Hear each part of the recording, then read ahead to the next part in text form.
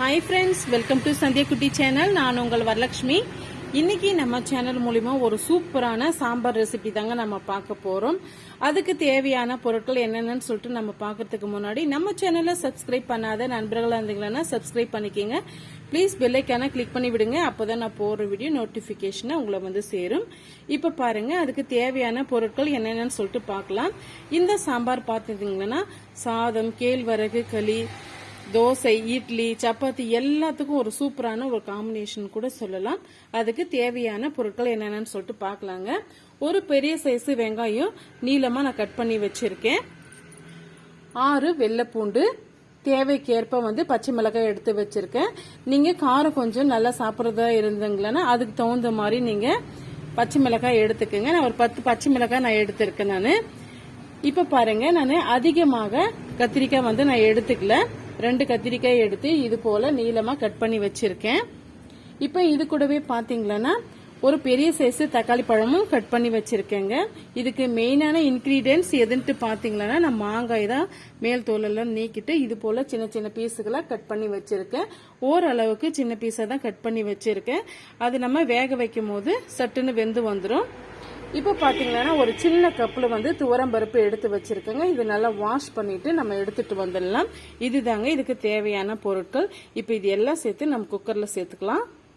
பாருங்க வேக வைக்கிறதுக்காக குக்கர் எடுத்துக்கிட்டோம் நம்ம எடுத்துக்கிட்ட பொருள் எல்லாமே இதோட சேர்த்துடலாம் பாருங்க பருப்பு நல்லா அலசி எடுத்துட்டு வந்துட்டேன் இதுமே இதோட நம்ம சேர்த்துக்கலாம் தேவையான அளவுக்கு தண்ணி சேர்த்துக்கலாங்க நான் ரொம்ப அதிகமா வந்து சேர்க்கல நான் வந்து ஒரு திக்கான சாம்பார் தான் செய்ய போறேன் அதுக்கு தகுந்தாற் போல நான் தண்ணி சேர்த்துக்கிறேங்க இன்னும் கொஞ்சம் நம்ம தண்ணி சேர்த்துக்கலாம் பாருங்க இந்த அளவுக்கு தண்ணி இருந்தா போதுமானது இப்ப குக்கர் மூடி போட்டு 3 விசில் வர வரைக்கும் நம்ம வேக வச்சு எடுத்துக்கலாங்க பிறகு பார்க்கலாம் பாருங்க இப்ப வந்து நான் ஒரு 3 விசில் விட்டு நான் எடுத்துக்கிட்டேன் நான் இப்போ இதை நம்ம ஓபன் பண்ணி பார்க்கலாம் பாருங்க சூப்பரா வெந்து வந்துடுச்சு இப்ப இது கூட நம்ம என்னென்ன பொருட்கள் வந்து சேர்க்கலாம்னு சொல்லிட்டு பார்க்கலாம் இப்ப நம்ம தண்ணி வந்து எக்ஸ்ட்ரா இருக்கிற தண்ணி வந்து நம்ம எடுத்து வச்சிடலாங்க இதோட சேர்த்து நம்ம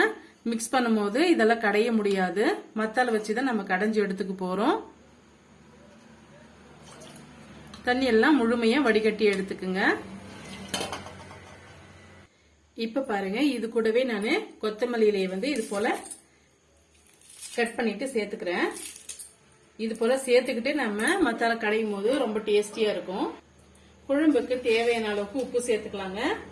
இந்த அளவுக்கு நான் வந்து உப்பு சேர்த்துக்கிறேன்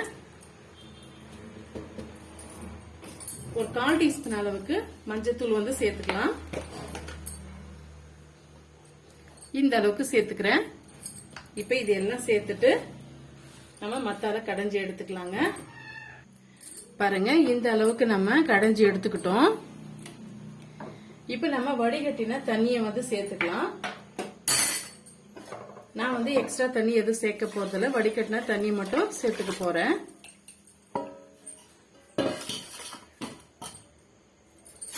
சேர்த்துட்டு நல்லா வந்து மிக்ஸ் பண்ணி விட்டுக்குங்க இந்த அளவுக்கு எனக்கு குழம்போட கன்சிஸ்டன்சி போதுங்க பாருங்க இந்த அளவுக்கு இருந்தாதான் எல்லாத்துக்குமே நம்ம எடுத்துக்க முடியும் சாதம் கேழ்வரகு களி தோசை எல்லாத்துக்குமே சூப்பரா இருக்கும் இப்ப இதுக்கு ஒரு தாளிப்பு ஒன்று கொடுத்துடலாம் தாளிக்கிறதுக்காக கரண்டி ஒன்று வச்சுக்கிட்டேங்க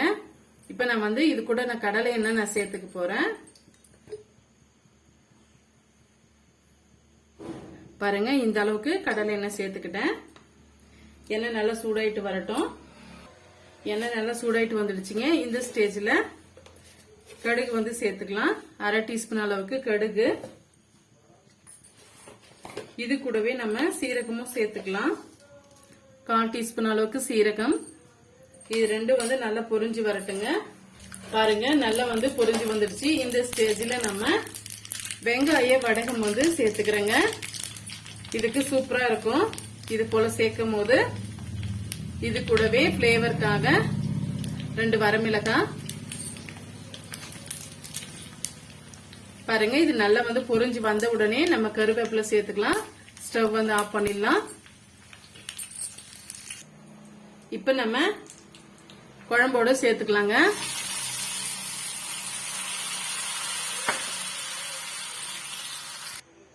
ரொம்பவே டேஸ்டியான இந்த பருப்பு குழம்பு வந்து உங்களுக்கு பிடிக்கும்னு நினைக்கிறேன்.